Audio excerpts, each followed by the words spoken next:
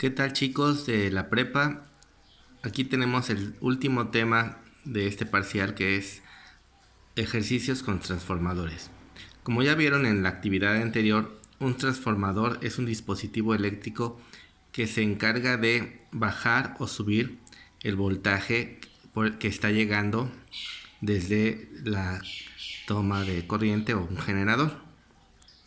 Por lo tanto, existen transformadores de subida, que son los que elevan el voltaje, o transformadores de bajada, los que los disminuyen. Un ejemplo de un transformador que ustedes tienen a la mano es el cargador de su celular. A su casa llega una corriente de alrededor de 120 a 127 volts y su cargador se encarga de bajar el voltaje para el que requiere la pila de su celular, porque en caso contrario, pues su aparato y cualquier otro de los aparatos eléctricos que están en casa conectados se quemarían. Y el caso contrario son los transformadores que lo elevan.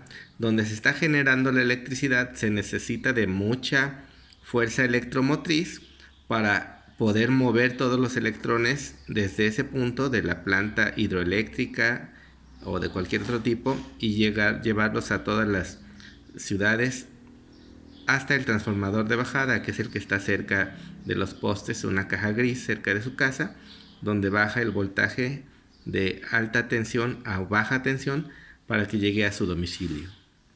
Existen dos ecuaciones para realizar operaciones con transformadores. La primera se basa en el concepto de potencia, cuya fórmula es voltaje por intensidad. Y como la potencia siempre va a ser constante, el voltaje y la intensidad primaria va a ser igual al voltaje por la intensidad secundaria. La otra ecuación se basa en el número de vueltas de las bobinas o solenoides, y es esta: el voltaje primario entre el voltaje secundario es igual al número de vueltas primario entre el número de vueltas secundario. Entonces, dependiendo de los datos que tengan en su problema, utilizarían una, la otra o ambas ecuaciones. Aquí tenemos el primer ejemplo. Nos dice que es un transformador de subida donde la bobina primaria tiene 110 volts. Nos pide la intensidad primaria cuando la secundaria es de 3 amperes y el voltaje secundario es de 800 volts.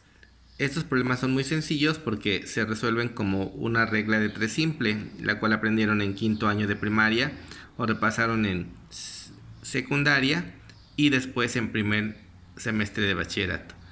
Se busca cuál es la que se quiere despejar haciendo el método de la cucaracha. Tapamos la que queremos, matamos este insecto y el otro insecto corre. Si estaba arriba, se va para abajo y divide, ¿sí? Siguiendo las leyes de las operaciones matemáticas básicas. Así queda despejada nuestra fórmula y simplemente sustituimos los datos que ya tenemos acá en nuestro cuadro de datos. Cancelamos unidades y nos queda en amperes. En el segundo problema utilizaremos la ecuación 2, ya que nos da el número de vueltas. En el primario tenemos 8000 volts y queremos bajarlo a 220 volts. El número de vueltas primario es de 9000, nos pide que calculemos el secundario. Entonces, en este caso, igual como mencionaba, hacemos la regla de 3. Esta es la incógnita, multiplican cruzado y dividen entre el restante. Una vez que se tiene hecho el despeje, sustituimos los datos, cancelamos unidades y nos queda en espiras o vueltas. En este caso nos dio 248 espiras. Cuando dé decimal, pues vamos a redondear hacia arriba de preferencia.